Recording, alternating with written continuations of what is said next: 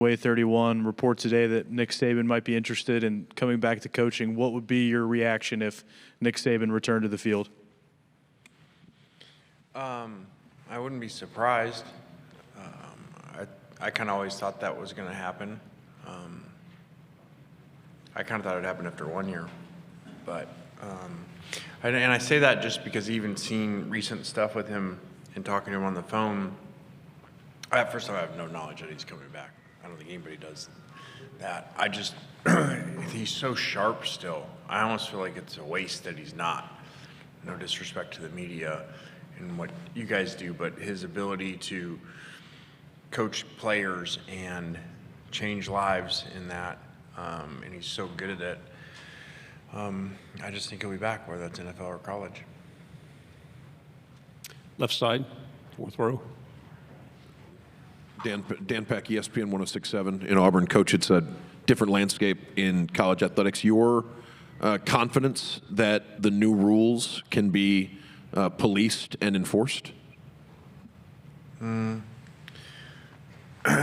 mean, it doesn't seem like it's happening, so I don't know that I have a lot of confidence in it. And that's no disrespect to the system or anybody involved in it. It just it doesn't seem like it's happening. And now you have what appears to be these states passing where they're not going to have to, so I don't know how that could possibly work. Like I kind of jokingly said earlier, what are you going to, in the NFL, like, hey, there's a salary cap, but the NFC Central doesn't have to follow it. I mean, so maybe it'll work. It just doesn't seem like it's been a very, very good week or so for it. Front row. Dick Cox with Lindy Sports and Cox Sports Broadcasting. Coach, do you feel like coaches today would rather go and maybe get a player in the portal that they know has got that college experience, and you don't have to take the time to try to develop them as a freshman, and then if you do, then there's no, sure bet that that freshman's going to stay with you for 4 years? What do you think that most coaches are doing? Well, I think that's really complicated. I think that, the question always used to be, do you build through, like in the NFL, professional sports, you build through free agency or the draft? And teams have their ideas with that. The problem with this is it's not, do you build through free agency in the portal or do you build through the draft? In high school, because in the draft, you draft them and you have them for 3 to 4 years, whatever the contract by round is. You can say build through high school, but you don't know if you have them. You don't know if you have them for their second semester. So I think that's a really complicated question, and all depends on, I don't think it's a number like you take this many in portal, this many in high school. I think there's a lot of stuff within that, and evaluating the ones you do take, and who are they, who are their families, how do they think, are they more apt to stay when things don't go their way? So there's just a lot to that. Left side, front row, and then pass it to your left. Hey, Coach Michael Bronner, WNSP in Mobile. You talked a little bit about it upstairs, but can you address your relationship with Hugh Freeze? Obviously, you have a lot of fun on social media with the golf and the fishing, but you guys are linked between both being at Ole Miss and then rumored Auburn job before he got it. If you could just talk a little bit about y'all's relationship. Yeah, I like Coach Freeze a lot. I think he's done a good job. He was really good to my brother when my brother worked for him, or my dad would come visit them. So I just have fun with people. And you guys think that was, or a lot of people think that I was directing, like when I was fishing the park, because that had something to do with his golf. It wasn't. It was way back to a years ago thing when he was kind of flexing on like a picture of like a 2-pound bass or something like that he posted. So that's kind of where the whole fishing thing started. Right side, second row. Alex Byington on 3, 8 lane. Kind of along those same lines, maybe to go behind the curtain a little bit, but the method to the madness with the social media and kind of, obviously you're promoting your program, promoting yourself, your own brand, but what goes into kind of when you do decide to send a tweet? What's the mentality there?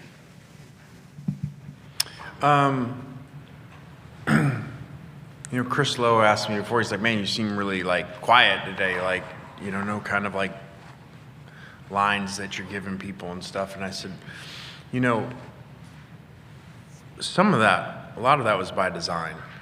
that I think that when you take a job and you're at a place where maybe it's been down a little bit, and how kids are today, like, you've got to get out there. You've got to do things to be creative, to get your brand out there that are non-traditional versus just, well, play really well. Well, yeah, okay, well, that takes a while to play really well and have the performance on the field. So it brings attention to your program.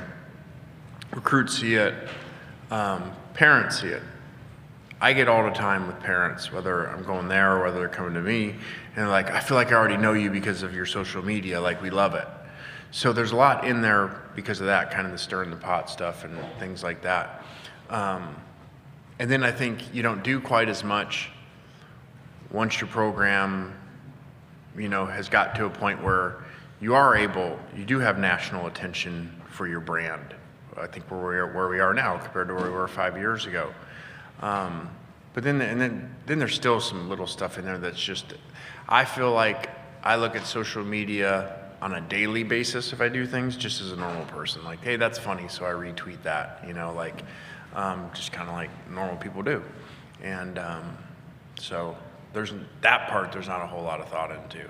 Like, somebody said, like they put things on like phones, like the sober thing where you got to blow in, like, for your car keys and stuff. Like, they put that on your phone for social media, like just from a standpoint of like, hey, you have to wait 5 minutes. Like, when you write a post, before you post it, you got to wait 5 minutes, before you actually push send.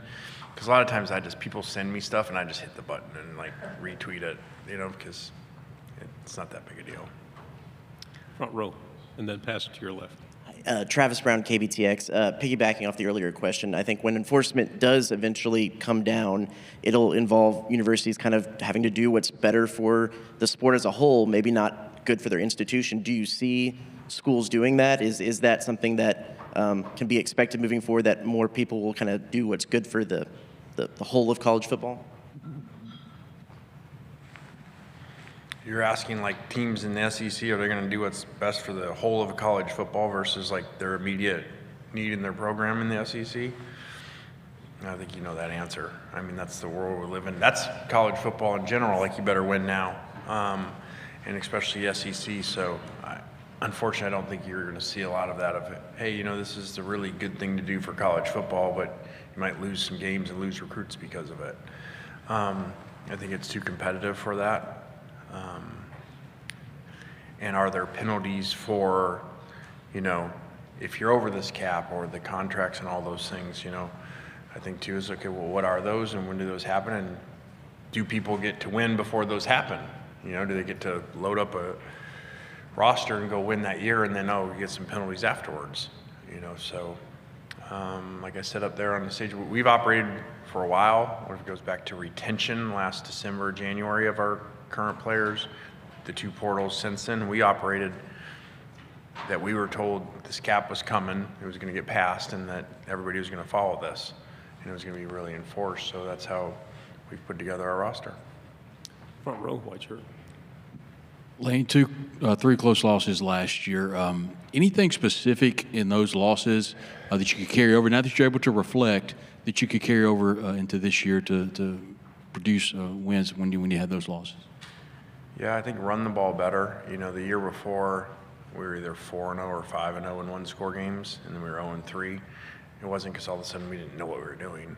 The ability to run the ball better would have definitely helped, especially 2 of those were ahead with the ball in those games. It can close them out. So I think that's a big one. But I also don't, and I'm not making an excuse like, he doesn't even care about getting better, but I also don't go change a program because some one-score games one year go one way, the next year they go the other way. That's just really how it normally ends up happening over time. Just usually they're not 1 year and then 0-3 in the second year.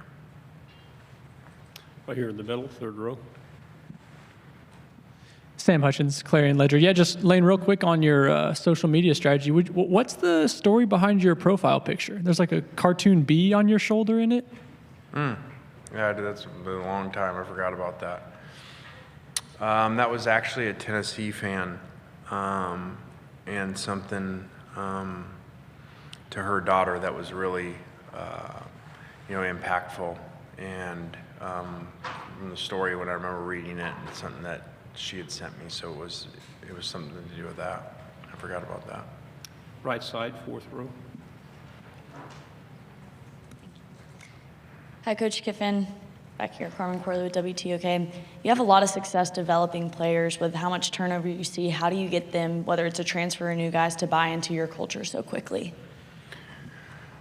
Well, I think that we just have a really good culture. We have a really good staff that now is together for a second year in a row without losing anybody, that the expectations are set. And it's a little bit like parenting, you know, when you kind of have it nailed versus, okay, we're figuring it out, and there's, you know, different sets of rules from different assistants and stuff. Our players know that this is the way they got to do things, and then when they come in, that's the expectation. I think it helps us that we recruit and coach the same way. We don't, when you come on your recruiting visit, we don't like have all this fluff and all this stuff like around it, like, and then treat you one way, like a lot of programs, and then when you get there, all of a sudden it's like, whoa, this isn't what you were like in recruiting. So kids don't come to us if that's what they're looking for. They understand, like, this is how we are. So I think that helps too. Left side, third row. Tyler Shaw with KBTX and College Station. With the new conference and the new schedules now, do you miss not playing Texas A&M now, not having them on your schedule? Yeah, I do. That was a good series for us.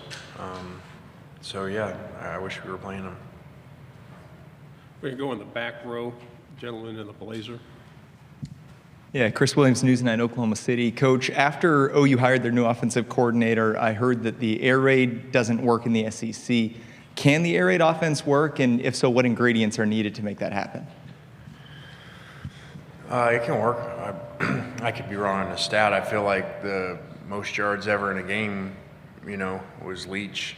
What was that, against LSU or something? So it works. So I would disagree with that. Plus, you got to be careful of, like, systems are just because something's titled a type of system, whether it was West Coast way back before or whatever it is, spread or whatever, that doesn't mean they're all exactly the same. There's intricacies within it. So that guy's done a great job, and I'm sure he'll do really good. Final question on the aisle here, second row. Thanks so much. David Edelstein, WJTV in Jackson, Mississippi. With the way that the season concluded last year, being just on the brink of breaking into that first ever 12-team college football playoff, what is your sense of the vibe of the team and kind of the message heading into it with a new team this year, but looking to have the same goal and just take that last step in? Yeah, the team's so new. I think, like a lot of college football, unfortunately, your rosters have turned over so much that there's not as much like getting over the year before, whether it was good or bad, because so many players are new, you know, and so much work to do. Coach, thank you very much. All right, guys, thank you. Have a good week.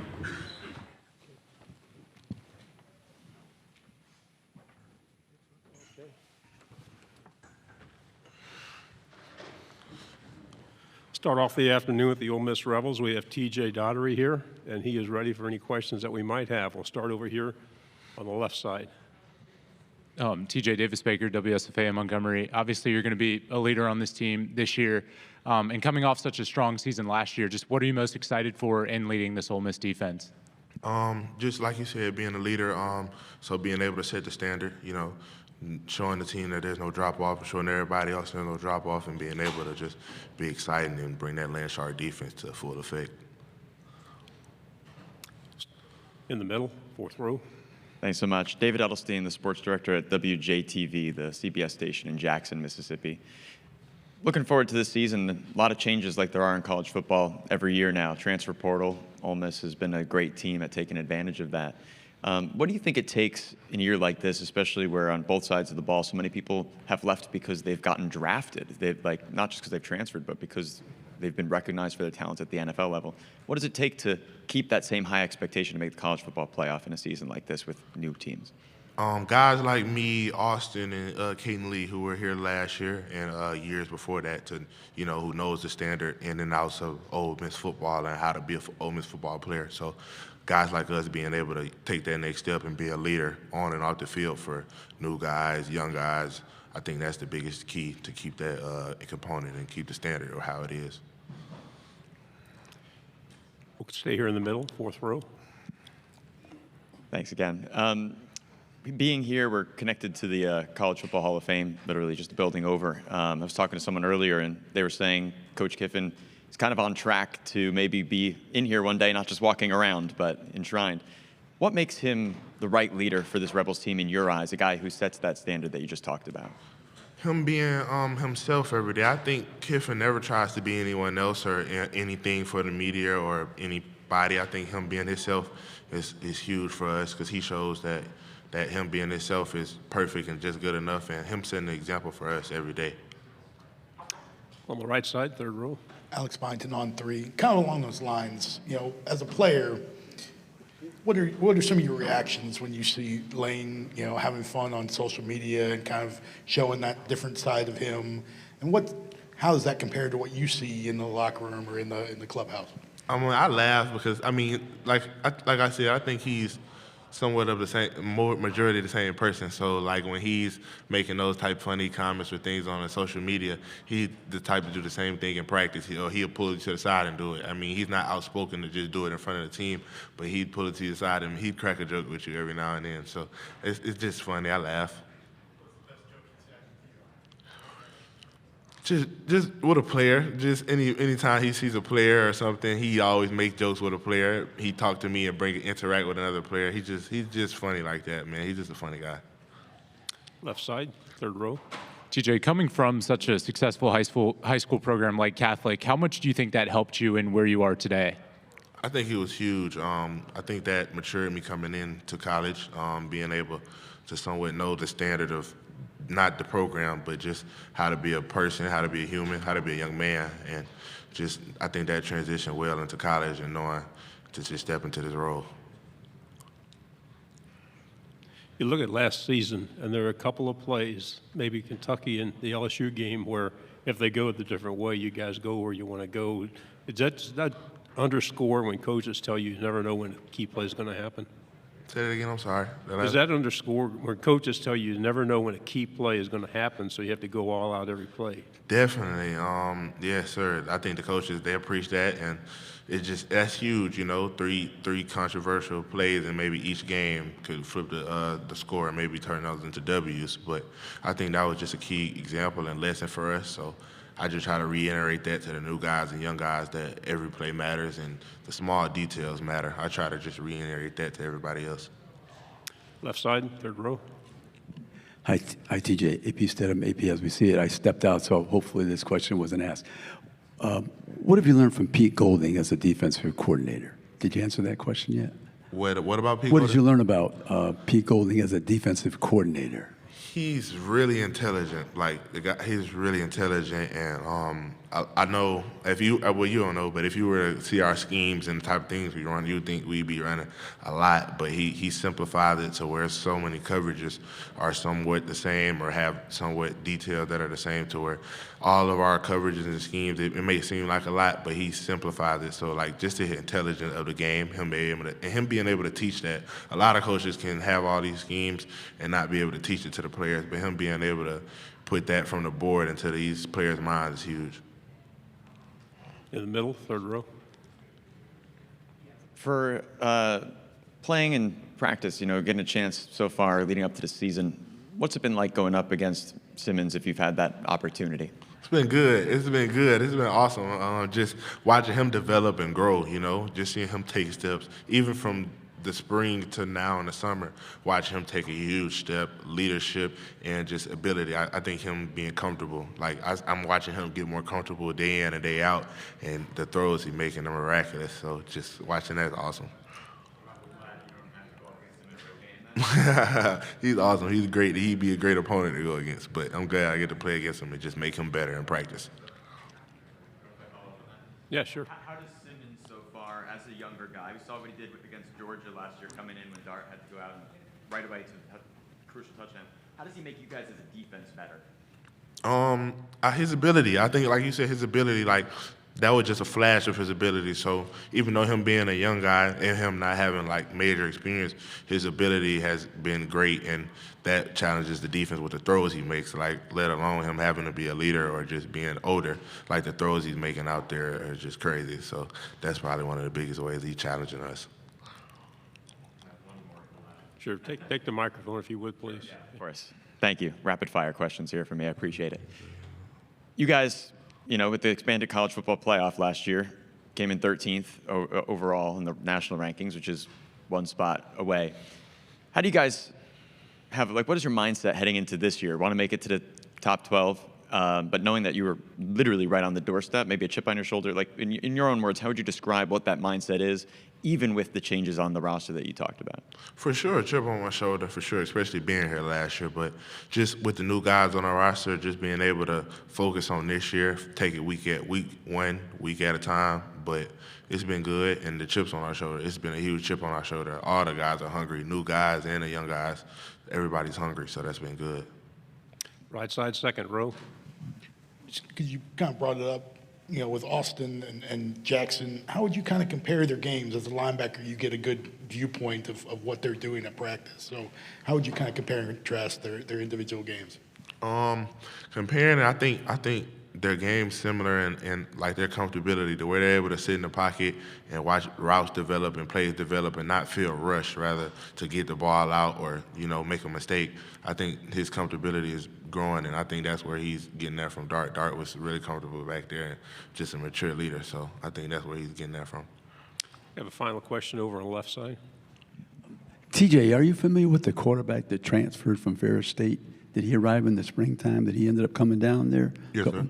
So what can you tell us about him? He must be pretty good to make that jump from Division II all the way to Division I. Yes, sir. He has great talent as well. I think him coming in, he's been awesome, just being able to learn. I think his ability to come in and learn the offense has been great, and him getting more comfortable with the receivers and the O-linemen, just the team's been awesome. So it's been good. TJ, thank you for your time. Good job. Appreciate it.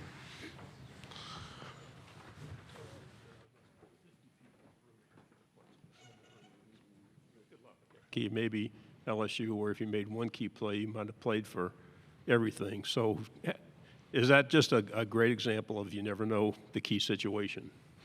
Yeah, it's definitely a good example of you never know which play is going to matter. It could be the first play, it could be the last play of the game, it could be the 59th play. So just treating every play like it's the best play of the game is very important. Middle aisle. Dan Peck, ESPN 106.7 in Auburn. What do you tell people about Coach Kiffin, playing for him, and maybe things about him that folks wouldn't expect because they don't get to see him the way you do? Yeah, if you want to see Coach Kiffin and his natural form, you'll come to his practice, you'll be listening to Taylor Swift mid-practice, and he'll be having coaches do receiver drills, falling down, and all type of stuff. It's just a really good environment. Alex Byington on three, kind of along those same lines. Lane's known for his alpha personality on social media and jokes. He was talking today about some of the back and forth with Hugh Freeze and some of the other coaches. As a player, what are some of your reactions when you see that, and what kind of interactions do you have at practice with him along those same lines? If you're in Oxford, Mississippi, and we're over summer and it's raining outside and you just need something to laugh at, you go to Coach Kiffin's page and you'll see him on a boat fishing, tagging Coach Freeze, and it just gives you a laugh. Like, why is he doing that? So just being able to just ask him about it later, like, hey, Coach, why'd you do this? And he kind of explains it to you. It's awesome. Yes, sir. On third row. Nice to see you again. I'm David Edelstein, the sports director at WJTV, the CBS station in Jackson, Mississippi. First of all, since we're on the Lane Kiffin train over here, I was talking with some people here at the Hall of Fame earlier today, and they said he's pretty much on the same path as others that would be enshrined in the Hall of Fame, not just walking around for an SEC Media Days event. From your perspective, in your interactions with him, both the fun ones and just for playing, why do you feel like he's the right guy for Ole Miss and that he's a coach that really does the right kind of job that could maybe wind up in that future position here in the Hall of Fame? Yeah, I mean, if you look at Ole Miss before he got here versus after he got here, I feel like it's a total change. I remember turning the TV on and looking at old clips of Ole Miss playing in the stadium where it's packed. Now we're sold out almost every game. So just being able to see the type of, I'll use this word to make him happy, the type of aura he has bringing the fans to the stadium and everything is really big. Middle section, fifth row. What can you say about the growth and development out of Austin this offseason as he gets ready to step into the starting job? Yeah, you know, we've just seen Austin just take a tremendous jump from being, you know, quote unquote backup to just being able to be that lead starting quarterback in the SEC is awesome. You know, we've seen him just learn after Dart. We saw him when he went into the Georgia game, and we really trusted what he was going to do. We knew he was going to be the player that he is today, and we really look for big things out of him this year. Left side, third row. AP instead of AP as we see it. Good afternoon. Good afternoon.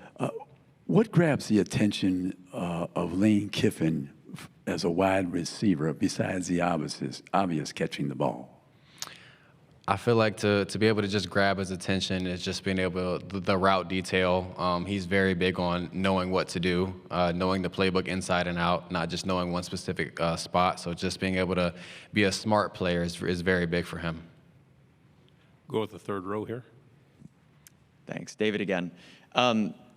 When you're thinking about playing this season, expanded college football playoff, Ole Miss right on the brink last year, what's the mindset of the team entering into this season for what you guys are thinking, feeling, and talking about as you get ready to make a run to be in this time? Yeah, you know, we lost a lot of people after last season, so just being able to just bring a lot of new faces in and being able to just preach that motto, going 1-0 is all that matters, because, you know, everybody wants to talk about the national championship, the SEC championship, but nothing else matters but just going 1-0 every day and winning the first game, winning the second game. That's kind of the message we have for our team. Fifth row. You mentioned earlier the idea of changing the culture at Ole Miss from a place that wasn't seen as a football powerhouse to one of the top programs in the SEC. What would it mean to be part of one of the great runs in the history of the program? I feel like it would mean everything. Just to be a part of that as a player, just being able to just carry that with you for almost ever is just awesome. I feel like it would do a lot for the community, Oxford, and then the fans as well. I mean, they deserve it, and we're gonna try to do our best to go 1-0. Left side. Caden, I wanted to ask you about last year against Kentucky, and what do you think the reason that game that y'all had a letdown? Well, have you reflected on that game specifically? Because that, to me, is a game that really kept you out of the playoffs. Yeah, Kentucky was definitely one of the bigger ones we want to have back. You know, they just came out and they played one of the best games they played all year last year, I feel like. And I feel like we didn't execute from the first quarter to the fourth quarter. I feel like we might have played a good first quarter, but then we slacked off in the third quarter and they caught us. So just being able to go and play a full four-quarter game will be important to us moving to this next season. Third row. Oh, again. For you, what is the way that you find when working with Austin, you know, and like you said, a lot of pieces changed this year.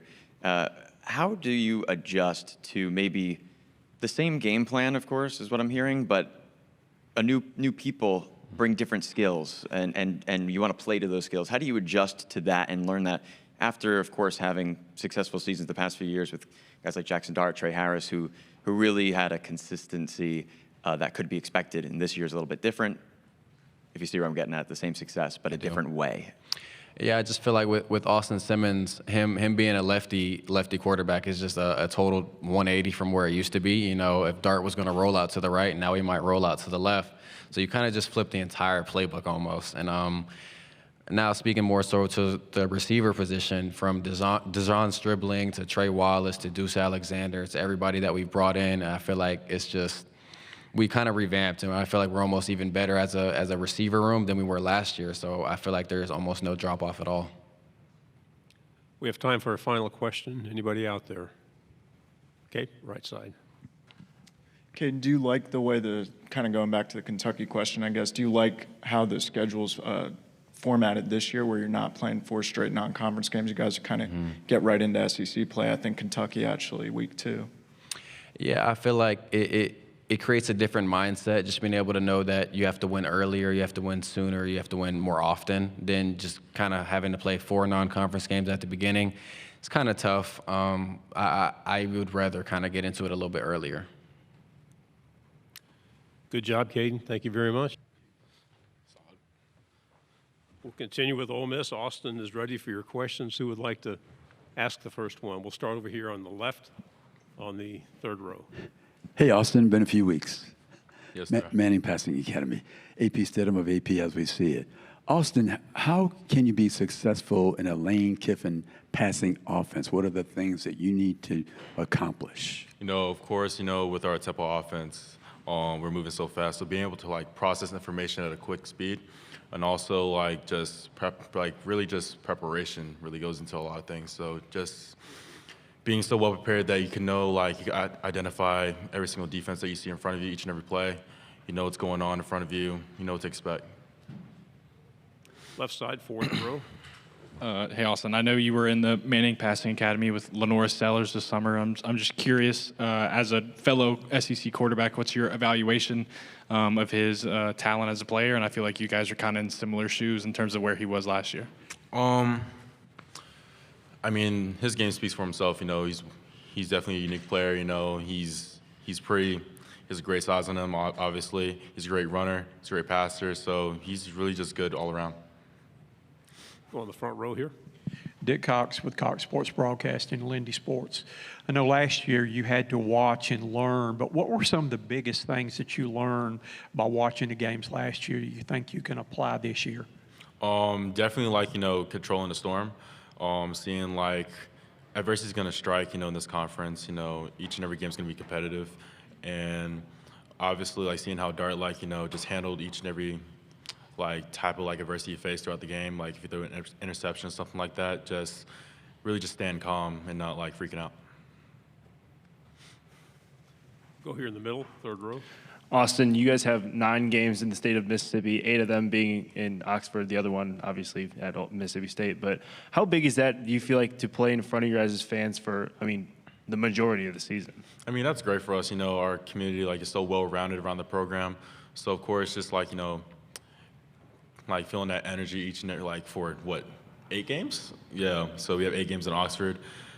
Just feeling that energy 8 times, on one day or night, it's just an amazing feeling because that stadium gets loud. Man. Middle section, third row. Austin, pleasure to meet you again. David Edelstein, the sports director at WJTV, the CBS station in Jackson, Mississippi. We spoke with Coach Kiffin earlier today, and he talked about how you've been growing so much already as you've taken on this, role as the starter. We saw you come in against Georgia last year and immediately have that impact with the touchdown.